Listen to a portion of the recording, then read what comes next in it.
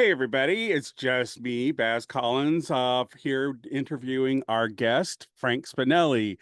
So Frank is a physician from New York. He's writing credits include The Advocate Guide to Gay Men's Health and Wellness, Peace Shy, a memoir, Perfect Flow, Angelo Perrotta Mysteries Book One, No Angels Wept, Angelo Perrotta Mysteries Book Two. I don't know why I'm slipping on that name. Contributing author to Our Naked Lives and Understanding the Sexual Betrayal of Boys and Men. He has made appearances on Sirius Radio and co-hosted Speak Out, Real Talk About AIDS. His documentary credits include 30 Years from Here, Emmy nominated, and Positive Youth. His television credits include ABC News, NBC Nightly News, MTV, and Sesame Street, as well as hosting a season of Dueling Doctors.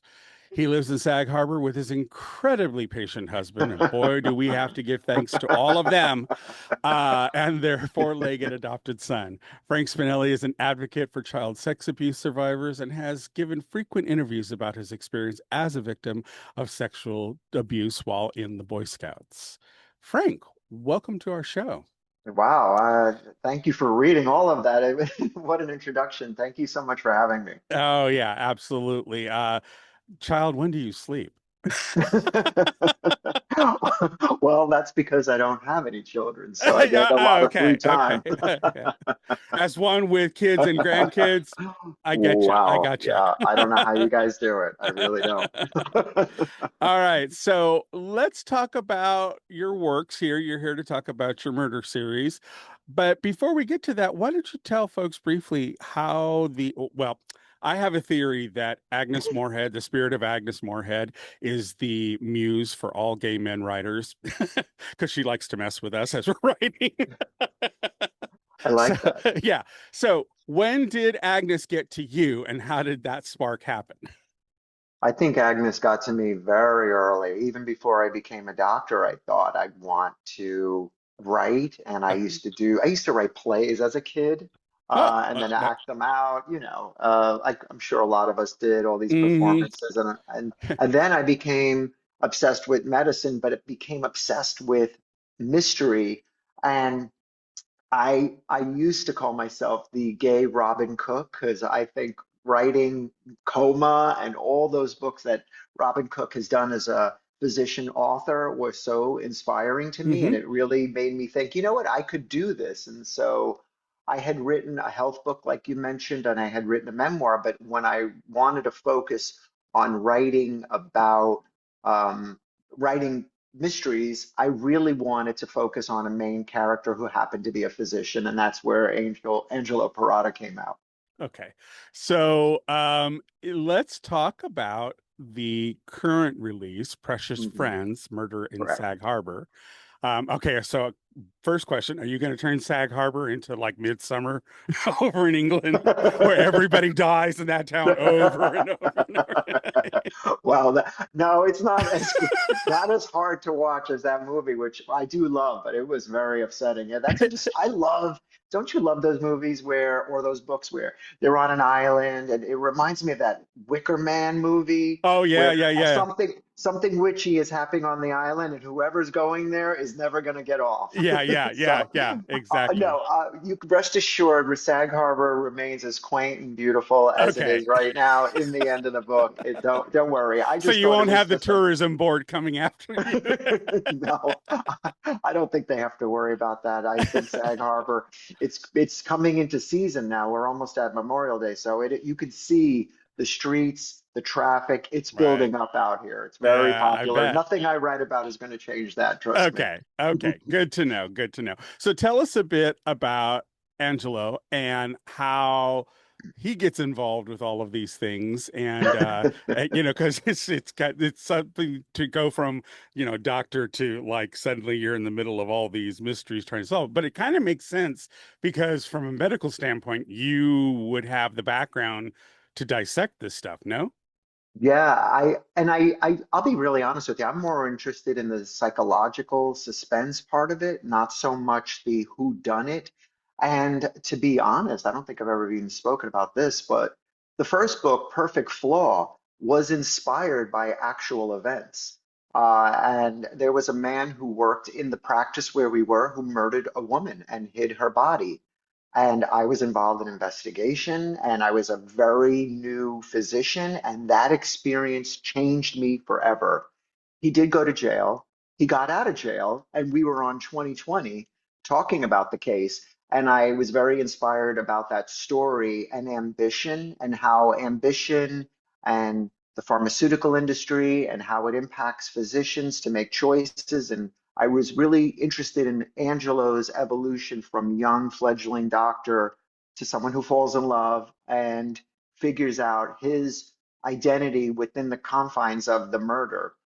The second book involves him going on a podcast, incidentally, to talk about the first book, and inadvertently gets involved in a series of crimes perpetrated against gay male sex workers.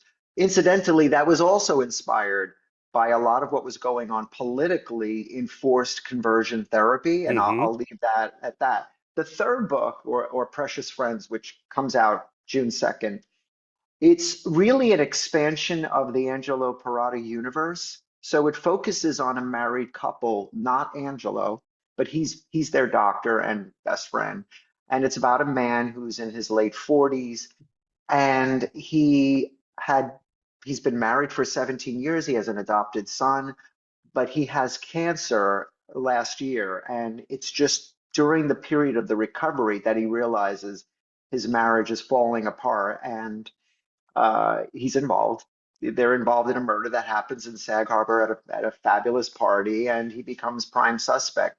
But what I was really excited about and what inspired me is, I don't know if you've ever read any Patricia Highsmith. We all know who Hmm. she is. Hmm. Hmm. She's done, The Talented Mr. Ripley, The Price of Salt, which became a movie.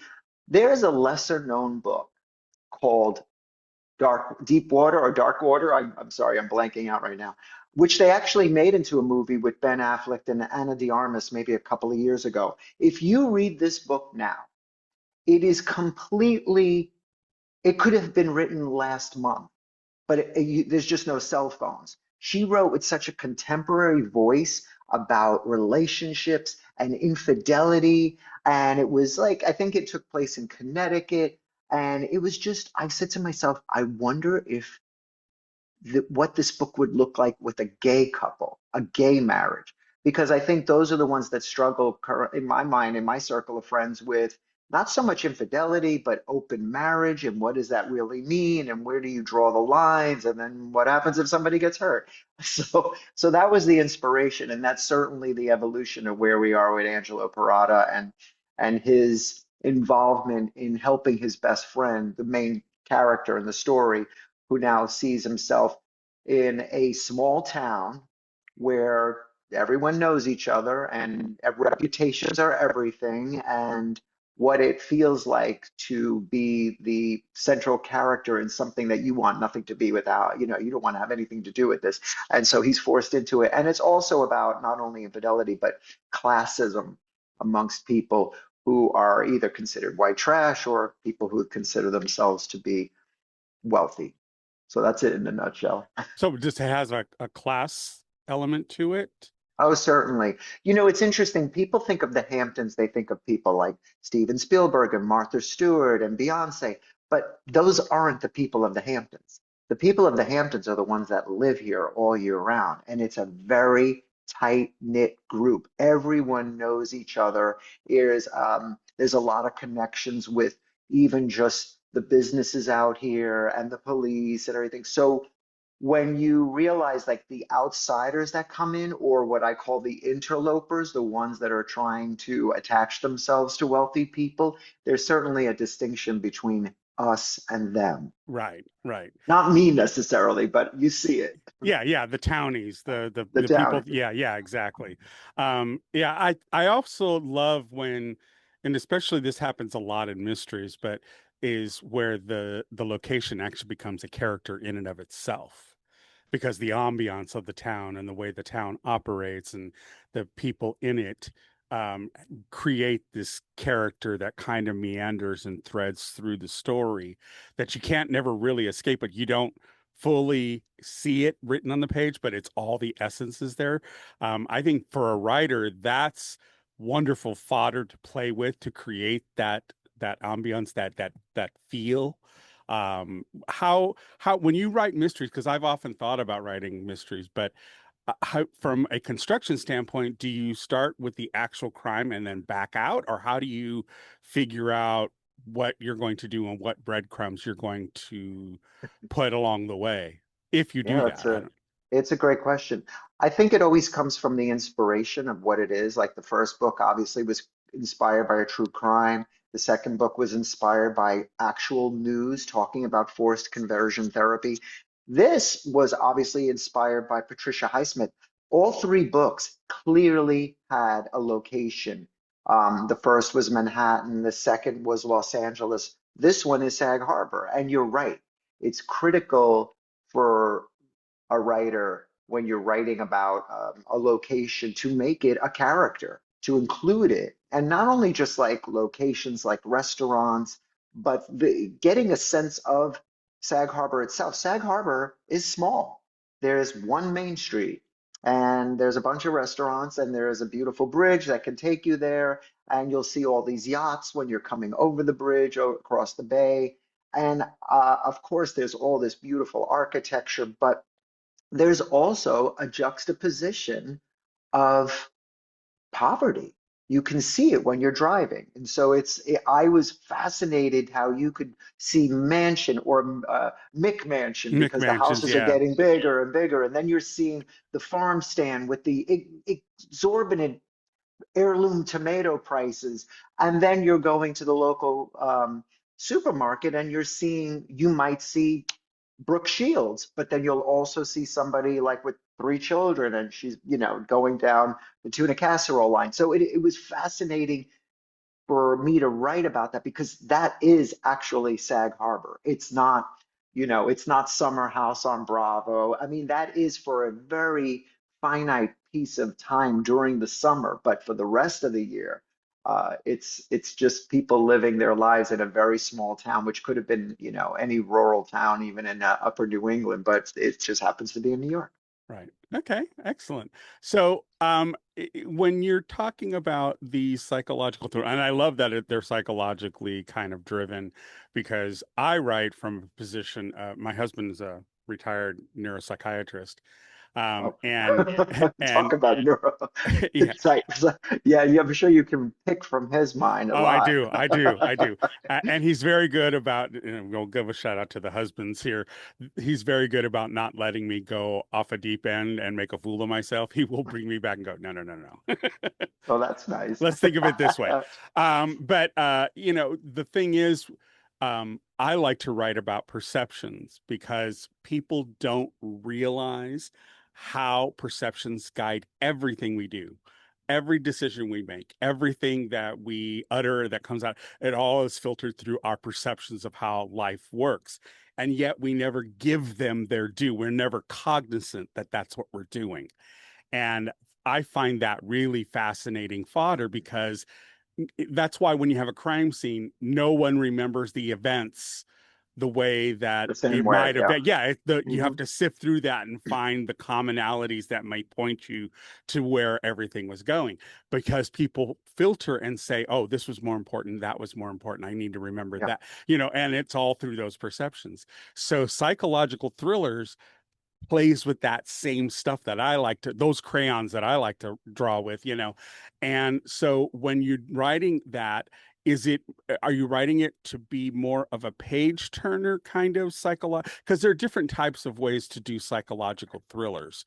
So I'm kind of trying to get a sense from you of what Angelo's books are like. Well, I think you're speaking my language. I think that you have to have a certain degree of characters who are flawed. I Hmm. love flawed characters. I love them that when they make mistakes, and then they're trying to figure it out. And I love this idea that you keep saying is perception. It's all about perception. In fact, JB, the main character in Precious Friends, is obsessed with perception, even though he won't admit to it. He's obsessed with how his family looks, the fact that he adopted an Afro-Latino son, the fact that his best friend happens to be Indian, and how that gives him this um, appeal of being like open-minded and liberal, and yet he's very Strategic about it. yeah, he's very strategic, but he's also um, he's a snob. I mean, he's the Hmm. first to admit it. I mean, he was born into a wealthy family, so he's a little bit snobbish, but he looks down at people who are snobbish. And so he has a lot of conflict in him. And even though his husband and his friends point this out to him, he doesn't come to realize it until later on. Now, with that, when you're writing a psychological thriller that happens to have a murder or murderers in it, yeah, you do have to make it suspenseful and leave it as a page turner, or try to create this um, urgency to read the next chapter. Yeah, Right. those are all just devices of a good book. I mean, I find it really interesting to to look at each chapter in the development of the book as, what am I gaining out of this chapter? What information do I need to convey? How does this move the story? And you may agree, I have written whole chapters that just never made it into the Yeah. book. And I loved them. I loved them. I actually had a whole nother character who was one of the people that the husband was having an affair with. And I was like, after I read it several times, I was like, he's just not doing anything. I mean, it's interesting and Yeah. I liked it, It gives a but flavor that, yeah, you have to whether or not that needs to go into the cookbook or not, and also you have to be conscious of the fact that thrillers and mysteries are meant to be shorter. They're just, people want to, it's a mystery. This is not going to be like a Donna Tartt 700-page book. It's typically going to be something shorter. It's going to be much more urgent, impactful page turner, like you said. And having superfluous characters, while they're fun at times, they become, why am I reading this? Who is this person? If they're not integral to the story, then they gotta go. For me, it's always the danger is always, sometimes I'll write a character and the character will become so interesting to me that I'll start to veer that way. And I have to keep, no, no, no, it's not Yeah, about them. It's not it's about not them. about Come them. back. Come Yeah. back. Yeah. Do you write in the first person with Yes. oh, you do? Yes. Yes. I In write in fact, the first person, but yeah, no, I write in first person because I think a lot of especially for queer characters, because in order to convey, at least my way of looking at it, is that you often don't get in a lot of these, especially in romance, which is a whole other monster but the whole thing, sorry. no, we could talk about that as in a whole nother podcast. Yeah, Trust yeah, me. well, trust me. Girl, let me pull up my tea, Um, but the whole thing, where um you have this style of writing that I think doesn't really capture, unless if you're in person, you then get the mental process of Right. why they're doing some of these things. And what I've done, like in my little gay romance, I call it queer romance actually, but it's I have two boys, one who is afraid of being seen because he was outed against his will in his junior high school years. So now that he's in high school, he slips between people, he tries to hide, not let anybody see him. He moves like a shadow, so he's all about darkness. And then who does he attract? The golden boy of the quarterback of the football team. So he's nothing but pure light. So how do you have a boy who craves darkness to be not seen? So it's that perception that I'm playing with. And in fact, my whole thing, and this is I want to get to how you write, Angelo, is my whole thing was I created this opening sequence in my first book. And it's this very romanticized, almost like a very, very squishy kind of gay version of an afternoon school special, kind of thing, where the boyfriend walks or the potential boyfriend walks in, and it's all very dreamy and whatever. And I struggled with it because I thought, I know I'm being a false narrator here, and I don't want to make him disliked.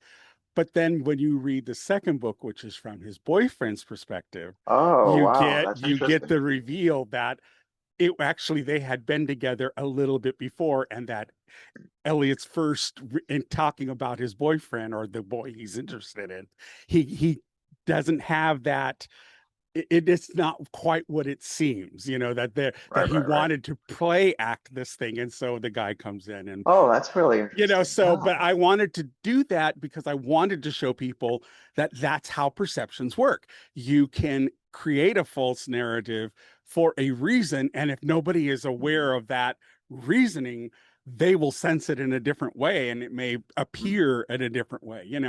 So when you write Angelo and he's dealing with all these various peoples in these circumstances, how do you work his ability of seeing people and especially being a doctor, you meet a lot of people in your field, so you get all of these different types of personalities that you have to work with, and and they're your clients, or they're your patients. So mhm. how do you write Angelo so that the reader gets a sense of how he's processing these things?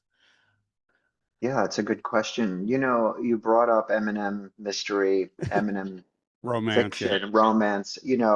I was very surprised to learn that a fair portion of those authors are straight white women Yes.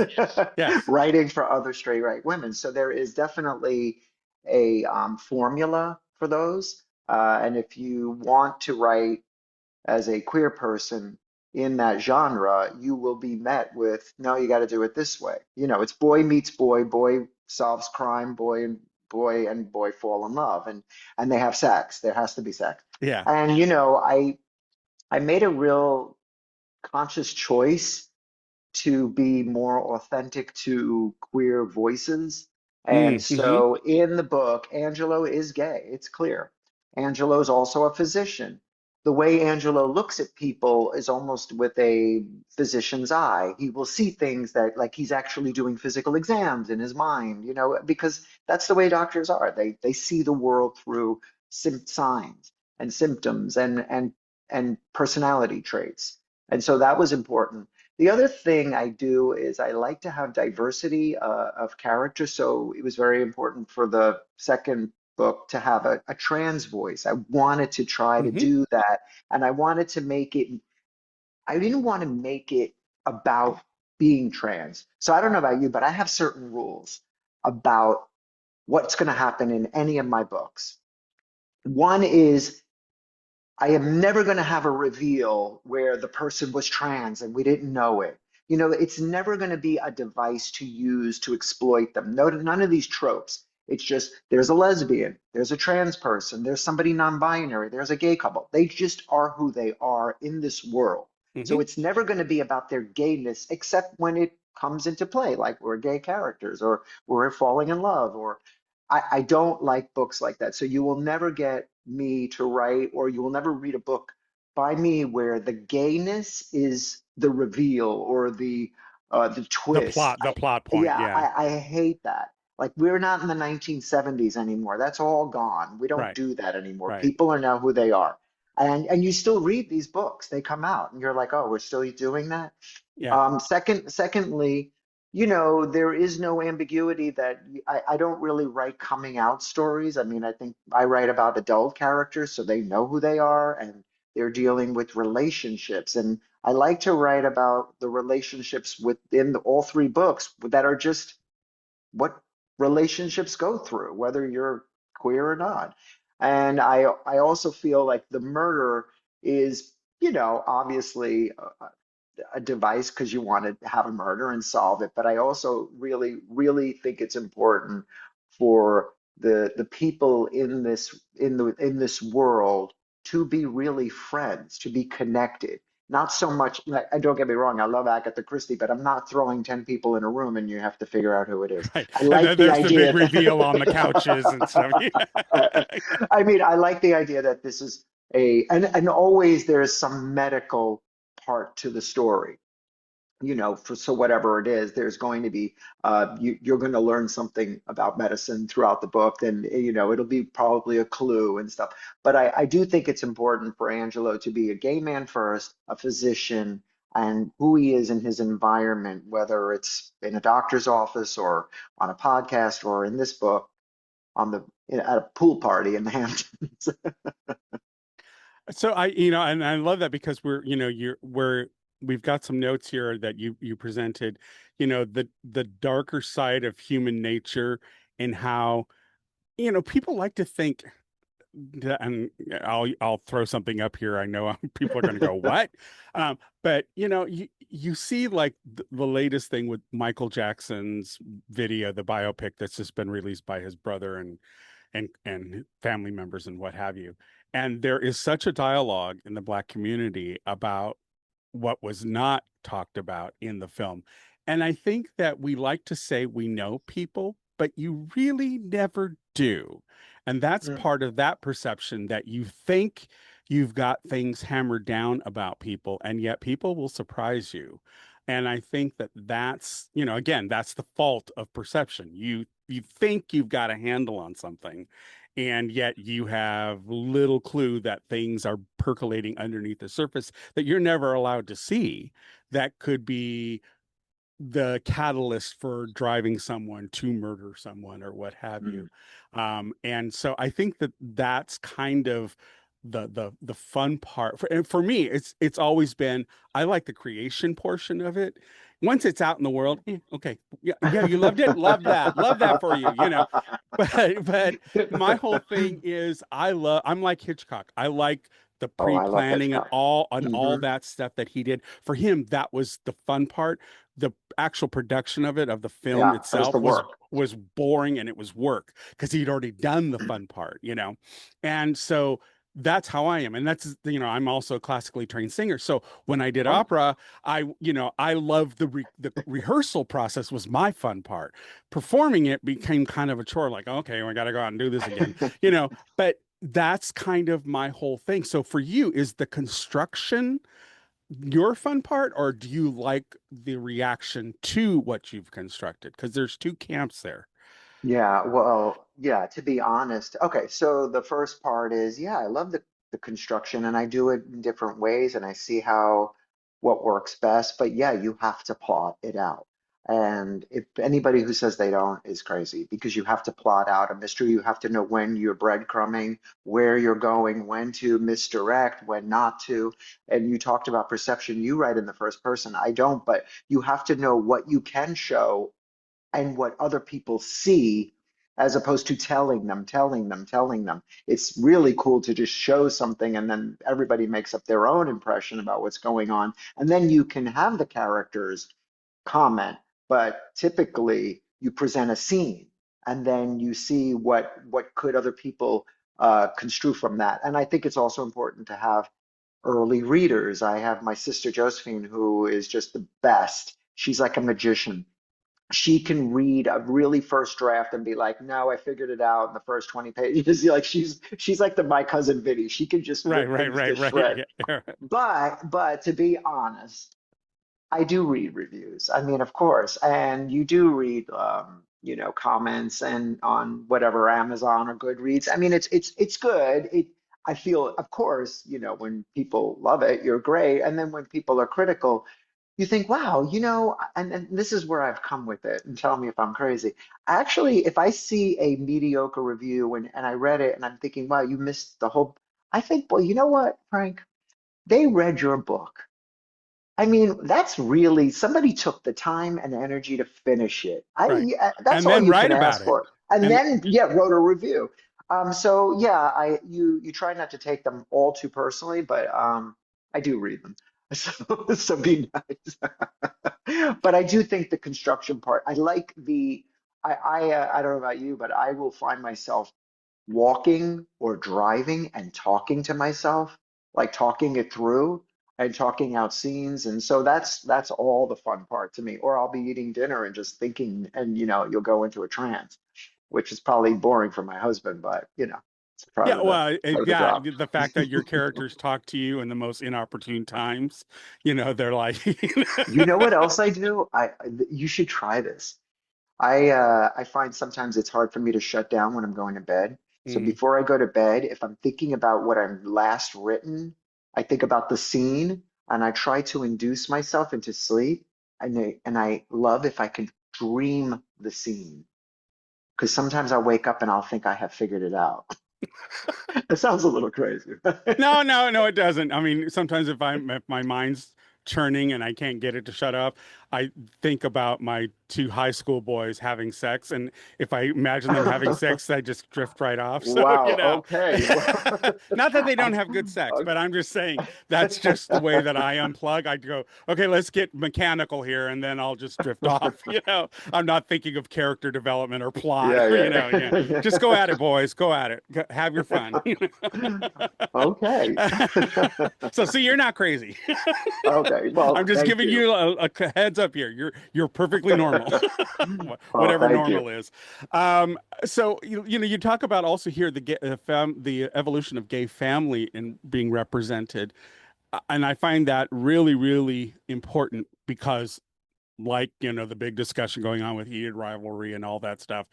Again, those are heteronormative things that are put on a formula that is put onto queer relationships when that's not when you're queer, you're subverting the narrative already. Mhm. You're not giving the heteronormative kind of thing. But I think it's always strange that a lot of these straight white women try to pigeonhole our community into that formula when I always encounter queer writers, they're writing from the honesty of the community, that how varied it is, and that's kind of what I find really interesting. So let's talk a little bit about your note here about the evolution of gay family in fiction. I, you know, I think the way I look at this, all this controversy and the criticism about heated rivalry and everything, we have to remember that for the longest time, men wrote books in women's voices, and we accepted it. We had to because Hmm. men were writers. Hmm. And so for straight women to write about gay romance, does it come from a place of authenticity? Of course not. I mean, it's their perception of it. It's biased. It's wildly popular, and so is the series. I think back to what Harvey Firestein said in the Celluloid Closet, uh, which is which is visibility at any cost is worth Mm. it. So I was like, okay, great. So we're seeing a very popular show about two gay guys, hockey players. I'm not mad at it, you know. Right. I watched it, but I think for us, there is a there is a burden and a duty to really express authenticity and genuine relationships that are flawed, that are nice, that are loving, that have problems, and just show them for all that they are. And so I wasn't doing like a Benetton ad where I need one of these and one of these. I was like, I had seen Although you couples. had a character who did do that. Yes, but I have known many patients, many couples and families who were adopting children or who had in vitro fertilization, whatever. But I just thought, let it not be so much about the gayness of it, but just they happen to be two men or two women or a transgender person or a non-binary person. I just thought just have the visibility in the storylines that seem authentic to what you know and not and never have it be a plot device like we talked about earlier where it's the twist because that is our responsibility not to fall prey to those tropes Right. anymore. Like we can let everybody else do that, but for us as queer writers we need to just we have to hold ourselves to a higher standard. Do you think though that because that stuff occurs, and yes, I understand Harvey's position about, but I also think he was speaking of a time when Yeah. there was a lot of negative Right. No, representation of us. absolutely. It was a date, it's timestamp why he Yeah. said that. And so I definitely see the value in that. I mean, the thing for heated rivalry, and the reason why I brought it up is because we have reactions to it between myself and another queer writer who lives in Mexico, who has had little exposure to Western queer, as he calls it. He quoted Patrick Stewart from the movie Jeffrey, the pantheon of gay media. And so I'm kind of introducing him to all of that stuff. And we got shit from the girlies about our reaction, our honest reaction to it. And I had to do a response in the Oh, second wow. reaction to Wow. tell them, you need to have a seat. These are gay men talking about how we perceive this, And but again, it's that whole thing that what I'm worried about and what I'm concerned about is writers like yourself and others who are queer who are writing these stories. We don't get the hype that No. these straight women get, how this got optioned. I mean, I give Jacob Tierney credits for modifying the story so that it has a Right. more real, authentic touch to it. And that's great. But at the same time, I'm like, yeah, but you're still championing a white woman's work about gay men. And while I'm not knocking that for what it is, at the same time, it's like, why aren't you elevating writing from our own community? There's that element too. And I know that there's a business to it, that there's a built-in audience of the women who have already liked these books, and I get that.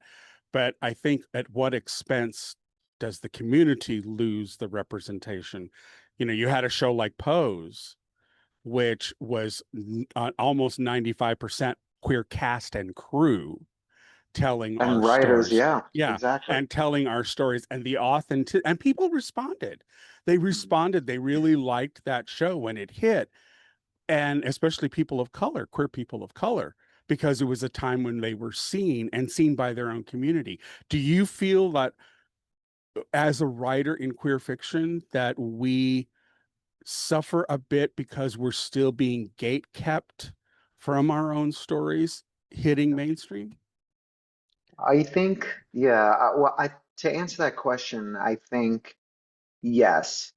I do think you see people like Ryan Murphy, who is just really trying to tell queer stories with queer actors, with queer writers. And Janet Mock even became like a director, and he is pushing them front and center, which I really respect. He's also Ryan Murphy Yeah, yeah, at a exactly. certain, so A maybe at a flawed certain man that, point, yeah. he became that, and then he gets to do that. I think with Jacob Tierney, obviously maybe he loved the books, and there was a built-in audience, and so maybe this is his way of saying, here's me trying to do something queer, and maybe my next version will be even more super queer. So, but to your point, I feel that there is a big difference between stories with women versus stories with gay men, with lesbian or let's say queer women or queer men. I have read so many books where it wasn't promoted as LGBT anything, and the lead character was having an affair or she fell in love with a woman. It just happened. I read Mhm. just another book recently, where the first book was Tender is the Flesh, and then the second book was The Unworthy. They're very dystopian novels by an Argentinian writer, Augustina, I can't say her last name, but the woman ended up being, in a queer relationship. When you have gay relationships, all of a sudden, all my books have to be promoted as LGBTQ Right, mystery. Like it right. has to be front and center. And I'm Which like, I think is the gatekeeping that's yeah, happening. so do we have to say my book is about? I mean, they happen to be gay. I don't think of it as a gay-driven book. There's straight people in the book too. But I feel like that is the difference. Like you can read so many books where there just happens to be women and they're falling in love with another woman, but then when you read a gay book, oh, LGBTQ, Yeah. Eminem the romance, Right. Eminem And this. and it's easy for them to find those books and then ban them in libraries and stuff because of that classification, rather than if it was just the story, like in your case, Angelo Perrotta Mystery. That's what it should be promoted as, not In that, oh, fact, gay In doctor, fact, I was trying to get the book just promoted as psychological thriller, and no, the first thing you see on Amazon is LGBTQ mystery, Yeah. LGBT. So okay, whatever. I have to just work within but I feel like that's a gay man thing. Yeah. I don't think I see that as much for lesbian or Lesfic. Yeah. fiction. Yeah. I don't. In fact, I just read another book, and it happened to be the two main characters were women, but it wasn't promoted as lesbian fiction. Yeah. So yeah, so But I'm and hoping I that think it'll to expand do you more. think it's because a lot of straight white men are at the top of these publishing houses, these production houses, and they just have the fear of the D. You know what I You mean? know, no, well, I got to tell you, the first publisher I had was female. And she was very clear about that formula, the M&M formula, and that's why we parted ways. I just couldn't do that. Yeah. And that's fine. But I think it's a matter of, is it art or is it commerce? And how do I sell your book? Which I get, it's a business. Yeah, right. So Exactly. so at the end of the day, how do I attract your audience? You know, we talked about reviews a little while ago. Somebody read Perfect Flaw and read the book and wrote a review on Amazon. It's still there. It can't get taken down. It was like 1 star. This is a gay book. I didn't realize it was a gay book and gay story. And it was like, dude, it's on the back cover, you know? And so I get it. You know, you have to promote it in a way where you're saying, well, almost like we're putting warnings on book, like, Right, by right. the It's way, almost like it's a gay, trigger warning now. You know what I gay, mean? trigger warning, gay people. Yeah, right. Yeah, I know. And it takes place in a men's bathroom. Yeah, be on the All the lookout for gay fears. sex. Yeah, yeah, yeah, yeah, yeah, yes, yes, exactly. So Uh, yeah, I don't have a good answer for you. I just think, it's up to us to just keep writing and writing what we like and what we enjoy, and hope you build an audience that way. yeah, yeah. I mean, I think it's more of an appeal, I think, to people that if they purport that they like these stories and they need to read from the community as well. You can't proclaim yourself an ally if you're in one trench only and it's like you're gatekeeping the queer community Right. from talking But about our the lives. flip side is, how many books now are coming out about hockey players? Well, I they have have seen that so competing many now. show. They have that competing show Yeah, now yeah. that was based off of it. That's now the straight version of it. But what I find more fascinating is how many of these women got their straight boyfriends and husbands To and straight watch, men yeah. to watch it, and how a lot of straight men have actually responded to it because it's in a sports environment that they're comfortable with. They understand the locker room ethics and all that kind of stuff. Well, And so it kind of unplugs them from the no homo thing. And I think but that's really interesting for men that are going through that. I mean, we watched it together, and I was shocked by how it's not graphic, but it's graphic, you know? Yeah. It's almost like, wow. So I can't imagine anybody watching that. I mean, I think that's this, I feel the same way when you watch sex between a man and a woman. I mean, if it's done a certain way, you're like, oh my God, Yeah. my mother saw this. Like, you're just thinking, like, who, like, I cannot imagine the average straight man watching, heated rivalry and not feeling a certain way. Like, Well, no, what is this? it's really interesting on YouTube. You can find these reactions, and these men are actually cheering for the guys to get together.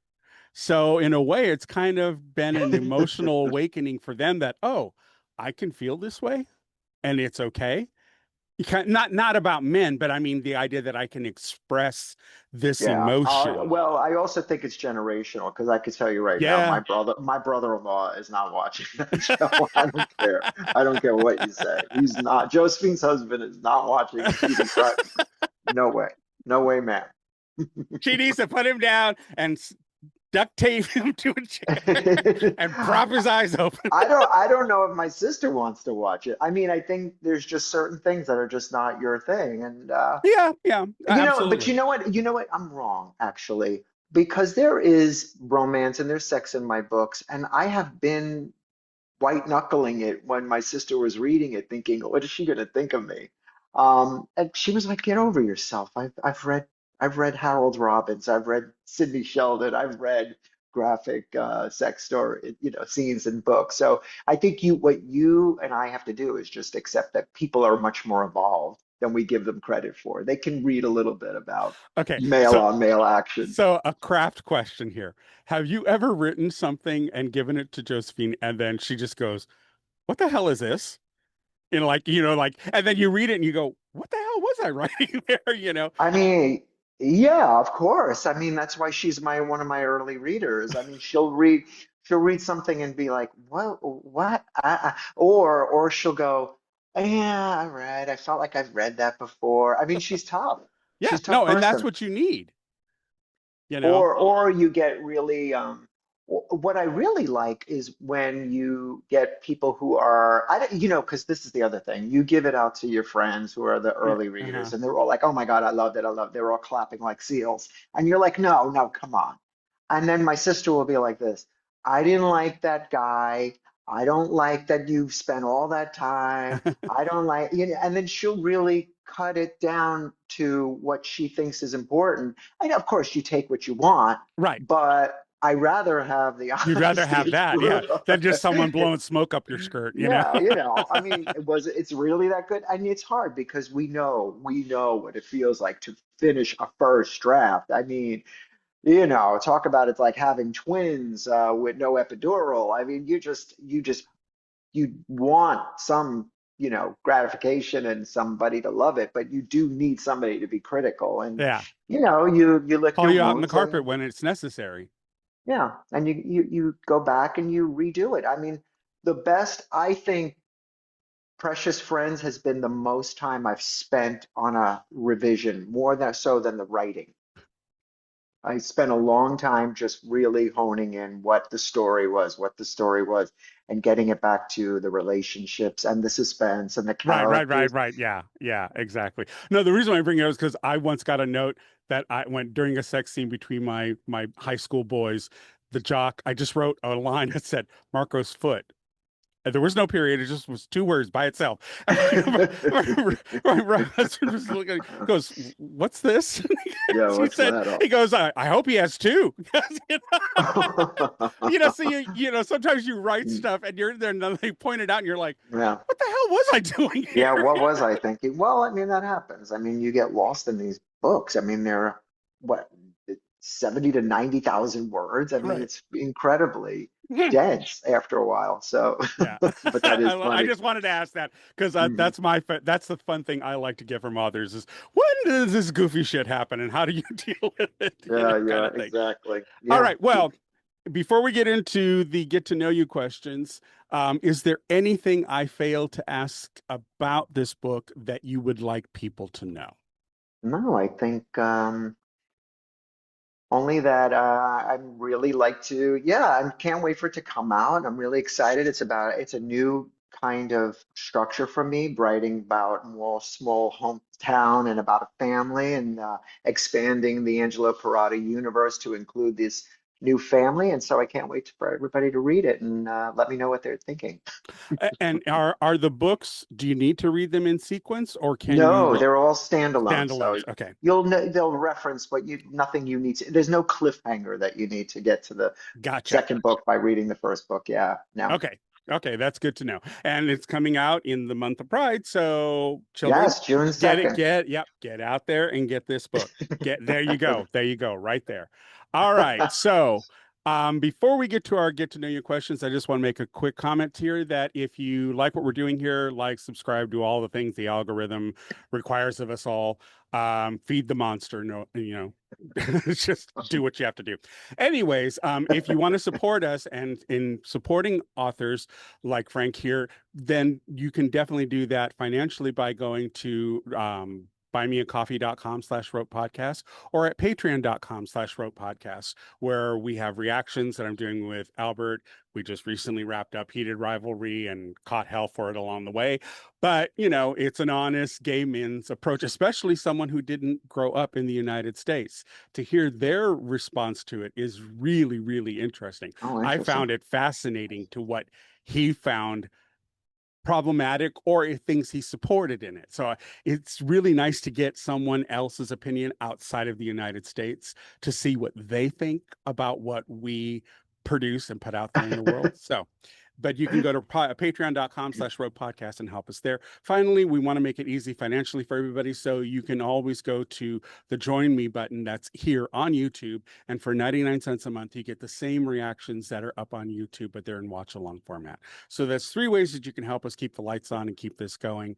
We are now in our 11th season of weekly podcast episodes. So we've got a ton of queer voices out there that we're documenting and cataloging. So when you go to make your next purchase, you can go to ropepodcast.com and find an author to your liking. So definitely do that. All right, with all of that out of the way, let's get into the weeds. What book, film, or piece of art has had the biggest influence on your writing style? Book, art, or what was the third? Film. Film. Definitely, if for Precious Friends or right now, it would be that Patricia Highsmith book. Definitely had the most inspiration and impact on me.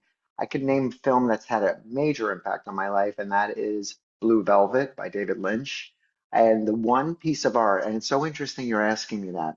In the books to come, because there's two more, Angelo starts to really explore art, and there's a lot of art references. And one piece of art that has inspired me is a painting called The Raft of the Medusa by Jericho. I recommend you look it up and see it, but more importantly, read the story behind it. It's really about hope and the unknown, and I feel like it's a real inspiration for a lot of people, and it will play into the fourth book. So stay tuned for that. Excellent. Okay, love that. And even a little teasing of the next work. Okay, what fictional or historical character would you invite to march with you at a pride parade? Oh, without a doubt, you're gonna think I'm nuts. Two, uh, uh, Ann B. Davis from the Brady Bunch and Peppermint Patty. I feel like there's a backstory to those two that needs to be written separately. I just feel like they were so important in as B characters. I mean, I feel like I need to know Ann B. Davis, and I feel like Patty's life needs to be fleshed out. Right. I look forward to somebody get out there and write a story about them. I will be the first person to buy that book. I will be the first person to see that movie. But certainly those two, I would like to be walking in a pride parade with them. That would be fabulous. I love that. I love that.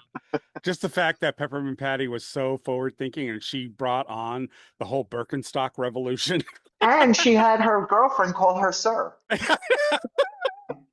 I mean, she had it going on. Yeah, she had it going on, definitely. Okay. Really. If your protagonist had to survive a gay bar karaoke night, what song would they belt out? Oh, JB would think it would be ironic for him to sing I Got Friends in Low Places.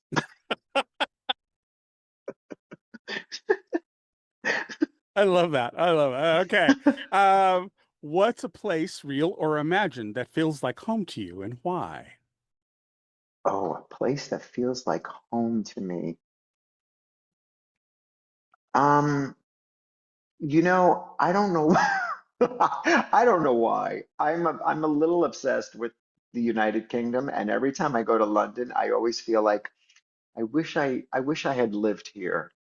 And that's my one regret. I wish I had lived abroad and, lived in the UK, even anywhere. I just saw a great documentary. This is about Scotland. It was called Should I Marry a Murderer? And putting that aside, the Scottish Highlands are just amazing looking. And I Yeah. always thought, oh, I would love to have lived in that little cabin for a little while. Okay. I totally get that. I do. I do. I feel the same way about Copenhagen. That's Oh, where that my oh, husband used to live there for a period of wow, time. And beautiful place. I yeah, just was there. yeah, I love, and it's the only place I've ever left that I cried then when I Oh, left. Yeah, okay. so I really love Denmark. All right, so what's the strangest or most unexpected place you found inspiration for a story? The strangest place I found inspiration. Uh, okay, the strangest place I found inspiration, and I am not going to tell you, but I was in a public men's room stall, and I read something etched into the wall, and I thought, I got to put that in a book. I can't tell you what it was, but Ah, yeah, take well, it from me. they And can it read was, the and it book. was, They can read the and it, book. and it wasn't a men's room like at The train the station Smith or something. Carlisle. It was Yeah. no, it was a nasty it was a Okay, nasty men's room. So okay. yeah. All right. All right. Okay. Which themes or motifs do you find yourself returning to again and again in your work? Well, besides murder, Yeah. definitely, definitely, and we've talked about this, is misperception of someone, and them having to deal with the repercussions of the misperceptions and figuring out how to fix it. Yeah. Yeah. I totally like that. Okay. Finally, what's a piece of LGBTQ plus culture, music, film, art, or history that never fails to inspire you? Oh, I mean, without sounding like the biggest homo on the planet, it's got to be anything Madonna. I think she never sees. I mean, I, I, I can't. I don't think there's gonna be a week where I don't go by and say like, I need to hear a Madonna song. So she feels like home to me. That's another place that I feel like home. And I'm all a tingle at the idea that she's gonna have new music out or actually does have new music. So yeah, if I had to be, ABBA would be a close second, but yeah, Madonna for me. Nothing gay about those answers. Not no, nothing. I don't know why I said that, but yeah. I used to always like when my bestie, we were in an S&M relationship, and my gay best friend. I was Streisand, he was Talk Midler. about burying the lead. Yeah, yeah. Streisand and Midler. Yeah, yeah. Oh, that's hilarious. That's hilarious. All right. Well, you made it through our list. Bravo, bravo. Thank you. Thank you. So, if people want to keep up with what you're doing, where's the best place for them to do that? And are you doing something like a reading or something that we want people to know about? Yeah, well, I mean, all of it will be posted. I mean, you can follow me on social media. I'm very easy to find, or my website, which is frankspinelli.com. I will be posting all the listings there. The one that's coming up imminently is, interestingly enough, at the Sag Harbor Library on June 5th, which is going to kick off Pride here in Sag Harbor. So I'm really very excited. But certainly, once the book is out in June, we'll have more events, and I'll keep posting them, whether I post it on social media or on the website. You can Love find that. me. All right. Perfect. Perfect. Any final words of wisdom before we sign off? Yeah, no, thank you for having me. This has been very enjoyable, and I hope you have me back next time when I Oh, have another yeah, book. absolutely. No, this is not a one and done. Definitely can come back and just, tell us about the next iteration of what's going Yeah, I on with can't Angelo. wait. Yeah, no, we would love that. All right, everybody. Well, we'd like to extend a huge thank you to Frank for being on the show. Thank you so much, Frank. We really appreciate it. I could talk shop with you for days and we'd have a whole great conversation. We here at Written on the Edge are proud to introduce you to new media by queer content creators. If you enjoy learning about new artists or hearing our thoughts on entertainment media, please like, subscribe so you can get the alerts for new episodes. This show was produced by Rogue Ravens Media. Our disclaimers, links to social media, our listen stations, or to sign up as a guest, visit www.roguepodcast.com. Until then, tune in next week for your queer media fix. Bye, kids.